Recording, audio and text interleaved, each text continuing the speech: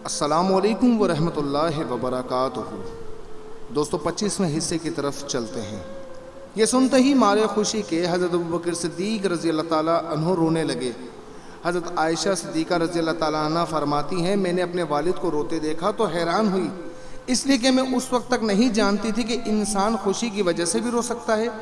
پھر حضرت ابوبکر صدیق رضی اللہ تعالیٰ عنہ نے عرض کیا، اے اللہ کے رسول، آپ پر میرے ماں باپ قربان، آپ ان دونوں اونٹنیوں میں سے ایک لے لیں، میں نے انہیں اسی سفر کے لیے تیار کیا ہے۔ اس پر نبی کریم صلی اللہ علیہ وآلہ وسلم نے فرمایا، میں یہ قیمت دے کر لے سکتا ہوں؟ یہ سن کر حضرت ابوبکر صدیق رضی اللہ تعالیٰ عنہ رونے لگے اور عرض کیا، اے اللہ کے رسول، آپ پر میرے ماں باپ قربان ہیں اور میرا سب مال تو آپ ہی کا ہے۔ نبی کریم صلی اللہ علیہ وآلہ وسلم نے ایک اونٹنی لے لی۔ بعض روایت میں آتا ہے کہ نبی کریم صلی اللہ علیہ وآلہ وسلم نے اونٹنی کی قیمت دی تھی۔ یہ آپ صلی اللہ علیہ وآلہ وسلم کی وفات تک آپ کے پاس ہی رہی۔ حضرت ابوبکر صدیق رضی اللہ تعالیٰ عنہ کی خلافت میں اس کی موت واقع ہوئی۔ سیدہ عائشہ رضی اللہ تعالیٰ عنہ فرماتی ہیں کہ ہم نے ان دونوں اونٹنیوں کو جلدی جلدی سفر کے لیے تیار کیا، چمڑے کی ایک تھیلی میں کھانے پینے کا سامان رکھ دیا۔ حضرت اسماء رضی اللہ تعالیٰ عنہ نے اپنی چادر پھاڑ کر اس کے ایک حصے سے ناشتے کی تھیلی باندھ دی، دوسرے حصے سے انہوں نے پانی کے برتن کا منہ بند کر دیا۔ اس پر نبی کریم صلی اللہ علیہ وآلہ وسلم نے ارشاد فرمایا، اللہ تعالیٰ تمہاری اس اوڑھنی کے بدلے جنت میں 2 اوڑھنیاں دے گا۔ پھر رات کے وقت نبی کریم صلی اللہ علیہ وآلہ وسلم حضرت ابوبکر صدیق رضی اللہ تعالیٰ عنہ کے ساتھ روانہ ہوئے اور پہاڑ سور کے پاس پہنچے۔ سفر کے دوران کبھی حضرت ابوبکر صدیق رضی اللہ تعالیٰ عنہ حضور نبی کریم صلی اللہ علیہ وآلہ وسلم کے آگے چلنے لگتے تو کبھی پیچھے۔ حضرت صلی اللہ علیہ وآلہ وسلم نے دریافت فرمایا، ابوبکر ایسا کیوں کر رہے ہو؟ جواب میں انہوں نے عرض کیا، اللہ کے رسول، میں اس خیال سے پریشان ہوں کہ کہیں راستے میں کوئی آپ کی گھات میں نہ بیٹھا ہو۔ اس پہاڑ میں ایک غار تھا۔ دونوں غار کے دھانے تک پہنچے تو حضرت ابوبکر صدیق رضی اللہ تعالیٰ عنہ نے عرض کیا، قسم اس ذات کی کہ جس نے آپ کو حق دے کر بھیجا، آپ ذرا ٹھہریے، پہلے غار میں داخل میں ہوں گا، اگر غار میں کوئی موذی کیڑا ہوا تو کہیں وہ آپ کو نقصان نہ پہنچا دے۔ حضرت ابوبکر صدیق رضی اللہ تعالیٰ عنہ غار میں داخل ہوئے۔ انہوں نے غار کو ہاتھوں سے ٹٹول کر دیکھنا شروع کیا، جہاں کوئی سوراخ ملتا اپنی چادر سے ایک ٹکڑا پھاڑ کر اس کو بند کر دیتے۔ اس طرح انہوں نے تمام سوراخ بند کر دیے مگر ایک سوراخ رہ گیا اور اسی میں سانپ تھا۔ حضرت ابوبکر صدیق رضی اللہ تعالیٰ عنہ نے اس سوراخ پر اپنی ایڑی رکھ دی۔ اس کے بعد حضرت صلی اللہ علیہ وآلہ وسلم غار میں داخل ہوئے۔ ادھر سانپ نے اپنے سوراخ پر ایڑی دیکھی تو اس پر ڈنک مارا۔ تکلیف کی شدت سے حضرت ابوبکر صدیق رضی اللہ تعالیٰ عنہ کی آنکھوں سے آنسو نکل پڑے، لیکن انہوں نے اپنے منہ سے آواز نہ نکلنے دی، اس لیے کہ اس وقت نبی کریم صلی اللہ علیہ وآلہ وسلم ان کی زانوں پر سر رکھ کر سو رہے تھے۔ حضرت ابوبکر صدیق رضی اللہ تعالیٰ عنہ نے سانپ کے ڈسنے کے باوجود اپنے جسم کو ذرا سی بھی حرکت نہ دی، نہ آواز نکالی کہ کہیں نبی کریم صلی اللہ علیہ وآلہ وسلم کی آنکھ نہ کھل جائے۔ تاہم آنکھ سے آنسو نکلنے کو وہ کسی طرح نہ روک سکے۔ وہ حضور نبی کریم صلی اللہ علیہ وآلہ وسلم پر گرے، ان کے گرنے سے نبی کریم صلی اللہ علیہ وآلہ وسلم کی آنکھ کھل گئی۔ آپ صلی اللہ علیہ وآلہ وسلم نے حضرت ابوبکر صدیق رضی اللہ تعالیٰ عنہ کی آنکھوں میں آنسو دیکھے تو پوچھا، ابوبکر کیا ہوا؟ انہوں نے جواب دیا، آپ پر میرے ماں باپ قربان، مجھے سانپ نے ڈس لیا ہے۔ آپ صلی اللہ علیہ وآلہ وسلم نے اپنا لعاب دہن سانپ کے کانٹے کی جگہ پر لگایا، اس سے تکلیف اور زہر کا اثر فوراً دور ہو گیا۔ صبح ہوئی، نبی کریم صلی اللہ علیہ وآلہ وسلم کو حضرت ابوبکر کے جسم پر چادر نظر نہ آئی تو دریافت کیا، ابوبکر چادر کہاں ہے؟ انہوں نے بتایا، اللہ کے رسول، میں نے چادر پھاڑ پھاڑ کر اس غار کے سوراخ بند کیے ہیں۔ آپ صلی اللہ علیہ وآلہ وسلم نے دعا کے لیے ہاتھ اٹھا دی اور فرمایا، اے اللہ، ابو بکر کو جنت میں میرا ساتھی بنانا۔ اس وقت اللہ تعالیٰ نے وحی کے ذریعے خبر دی کہ آپ کی دعا قبول کر لی گئی ہے۔ ادھر قریش کے لوگ نبی کریم صلی اللہ علیہ وآلہ وسلم کی تلاش میں اس غار کے قریب پہنچے۔ ان میں سے چند ایک جلدی سے آگے بڑھ کر غار میں جھانکنے لگے۔ غار کے دہانے پر انہیں مکڑی کا جالا نظر آیا، ساتھ ہی 2 جنگلی کبوتر نظر آئے۔ اس پر ان میں سے ایک نے کہا، اس غار میں کوئی نہیں ہے۔ ایک روایت میں یوں آیا ہے، ان میں امیہ بن خلف بھی تھا۔ اس نے کہا، اس غار کے اندر جا کر دیکھو۔ کسی نے جواب دیا، غار کے اندر جا کر دیکھنے کی کیا ضرورت ہے؟ غار کے منہ پر بہت جالے لگے ہوئے، اگر وہ اندر جاتے تو یہ جالے باقی نہ رہتے، نہ یہاں کبوتر کے انڈے ہوتے۔ حضرت ابوبکر صدیق رضی اللہ تعالیٰ عنہ نے جب ان لوگوں کو غار کے دہانے پر دیکھا تو آپ رو پڑے اور دبی آواز میں بولے اللہ کی قسم میں اپنی جان کے لیے نہیں روتا، میں تو اس لیے روتا ہوں کہ کہیں یہ لوگ آپ کو تکلیف نہ پہنچائے۔ اس پر نبی کریم صلی اللہ علیہ وآلہ وسلم نے ارشاد فرمایا ابوبکر غم نہ کرو، اللہ ہمارے ساتھ ہے۔ اسی وقت اللہ تعالیٰ نے حضرت ابوبکر صدیق رضی اللہ تعالیٰ عنہ کے دل کو سکون بخش دیا۔ ان حالات میں ابوبکر صدیق رضی اللہ تعالیٰ عنہ کو پیاس محسوس ہوئی، انہوں نے حضرت صلی اللہ علیہ وآلہ وسلم سے اس کا ذکر کیا تو آپ نے ارشاد فرمایا اس غار کے درمیان میں جاؤ اور پانی پی لو۔ صدیق اکبر اٹھ کر غار کے درمیان میں پہنچے، وہاں انہیں اتنا بہترین پانی ملا کہ شہد سے زیادہ میٹھا، دودھ سے زیادہ سفید اور مشک سے زیادہ خوشبو والا تھا۔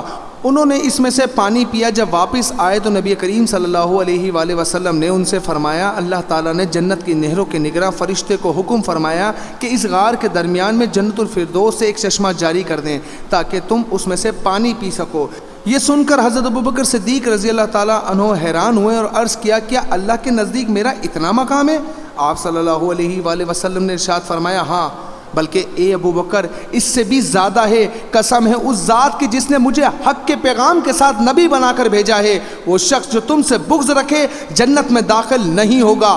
غرض قریش مایوس ہو کر غار سور سے ہٹ آئے اور ساحلی علاقوں کی طرف چلے گئے۔ ساتھ ہی انہوں نے اعلان کر دیا جو شخص محمد یا ابوبکر کو گرفتار کرے یا قتل کرے اسے 100 اونٹ انعام میں دیے جائیں گے۔ آپ صلی اللہ علیہ وآلہ وسلم اور حضرت ابوبکر صدیق رضی اللہ تعالیٰ عنہ اس غار میں 3 دن تک رہے۔ اس دوران ان کے پاس حضرت ابوبکر صدیق رضی اللہ تعالیٰ عنہ کے بیٹے عبداللہ رضی اللہ تعالیٰ عنہ بھی آتے جاتے رہے۔ یہ اس وقت کم عمر تھے مگر حالات کو سمجھتے تھے۔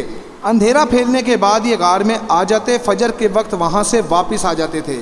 اس سے قریش یہ خیال کرتے کہ انہوں نے رات اپنے گھر میں گزاری ہے۔ اسی طرح قریش کے درمیان دن بھر جو باتیں ہوتی یہ ان کو سنتے اور شام کو نبی کریم صلی اللہ علیہ وآلہ وسلم کے پاس پہنچ کر بتا دیتے۔ حضرت ابوبکر صدیق رضی اللہ تعالیٰ عنہ کے ایک غلام حضرت عامر بن فہرہ رضی اللہ تعالیٰ عنہ تھے۔ یہ پہلے طفیل نامی ایک شخص کے غلام تھے۔ جب یہ اسلام لے آئے تو طفیل نے ان پر ظلم ڈھانا شروع کیا۔ اس پر حضرت ابوبکر صدیق رضی اللہ تعالیٰ عنہ نے اسے اس سے خرید کر آزاد کر دیا۔ یہ حضرت ابوبکر صدیق رضی اللہ تعالیٰ عنہ کی بکریاں چرایا کرتے تھے۔ یہ بھی ان دنوں غار تک آتے جاتے رہے۔ شام کے وقت اپنی لکڑیاں لے کر وہاں پہنچ جاتے اور رات کو وہیں رہتے۔ یہ ایسا حضرت ابوبکر صدیق رضی اللہ تعالیٰ عنہ کی ہدایت پر کرتے تھے۔ حضرت عبداللہ کو بھی حضرت ابوبکر صدیق رضی اللہ تعالیٰ عنہ نے ہی یہ حکم دیا تھا کہ وہ دن بھر قریش کی باتیں سنا کرے اور شام کو انہیں بتایا کرے۔ عامر بن فہرہ کو بھی یہ ہدایت تھی کہ دن بھر بکریاں چرایا کرے اور شام کو غار میں ان کو دودھ پہنچایا کرے۔ حضرت ابوبکر صدیق رضی اللہ تعالیٰ عنہ کی بیٹی اسما رضی اللہ تعالیٰ عنہ بھی شام کے وقت ان کے لیے کھانا پہنچاتی تھی۔ ان 3 کے علاوہ اس غار کا پتہ کسی کو نہیں تھا۔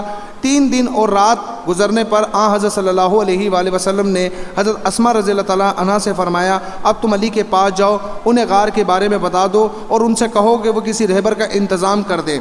آج رات کا کچھ پہر گزرنے کے بعد وہ رہبر یہاں آ جائے گا۔ چنانچہ حضرت اسما سیدھی حضرت علی کے پاس آئیں، انہیں آپ صلی اللہ علیہ وآلہ وسلم کا پیغام دیا۔ حضرت علی رضی اللہ تعالیٰ عنہ نے فوراً اجرت کا ایک راہبر کا انتظام کیا، اس کا نام عریکت بن عبداللہ لیثی تھا۔ یہ راہبر رات کے وقت وہاں پہنچا۔ نبی کریم صلی اللہ علیہ وآلہ وسلم نے جو ہی اونٹ کے بلبلانے کی آواز سنی آپ فوراً ابوبکر کے ساتھ غار سے نکل آئے اور راہبر کو پہچان لیا۔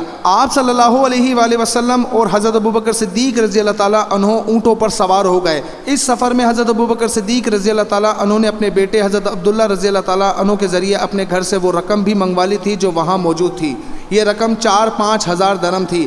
جب صدیق اکبر رضی اللہ تعالیٰ عنہ مسلمان ہوئے تھے تو ان کے پاس 40-50 ہزار درہم موجود تھے۔ گویا یہ تمام دولت انہوں نے اللہ کے راستے میں خرچ کر دی تھی۔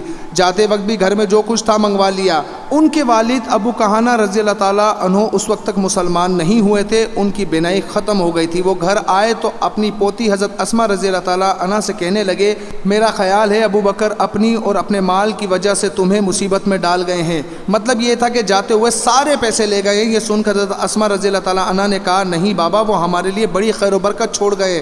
حضرت اسما کہتی ہیں اس کے بعد میں نے کچھ کنکر ایک تھیلی میں ڈالے اور ان کو طاق میں رکھ دیا۔ اس میں میرے والد اپنے پیسے رکھتے تھے۔ پھر اس تھیلی پر کپڑا ڈال دیا اور اپنے دادا کا ہاتھ ان پر رکھتے ہوئے میں نے کہا یہ دیکھیے روپیے یہاں رکھے ہیں۔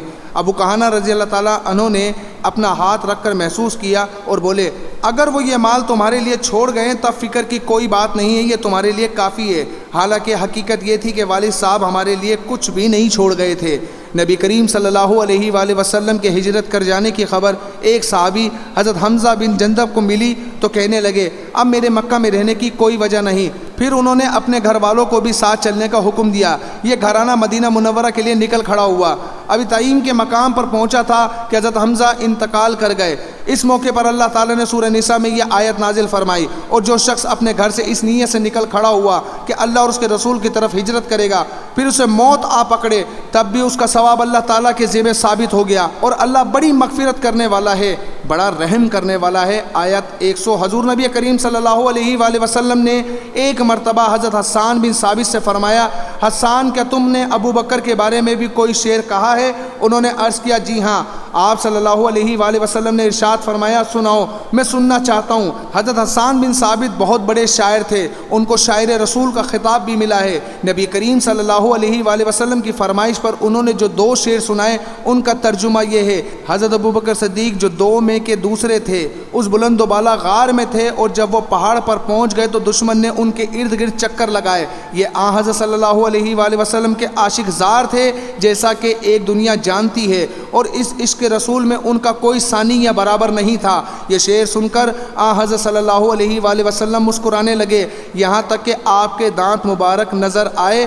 پھر ارشاد فرمایا تم نے سچ کہا حسان، وہ ایسے ہی ہیں جیسا کہ تم نے کہا، وہ غار والے کے نزدیک یعنی میرے نزدیک سب سے زیادہ پیارے ہیں، کوئی دوسرا شخص ان کی برابری نہیں کر سکتا۔ حضرت ابو دردہ فرماتے ہیں کہ ایک روز نبی کریم صلی اللہ علیہ وآلہ وسلم نے مجھے ابو بکر صدیق رضی اللہ تعالیٰ عنہ سے آگے چلتے دیکھا تو ارشاد فرمایا اے ابو دردہ، یہ کیا تم اس شخص سے آگے چلتے ہو جو دنیا اور آخرت میں تم سے افضل ہے؟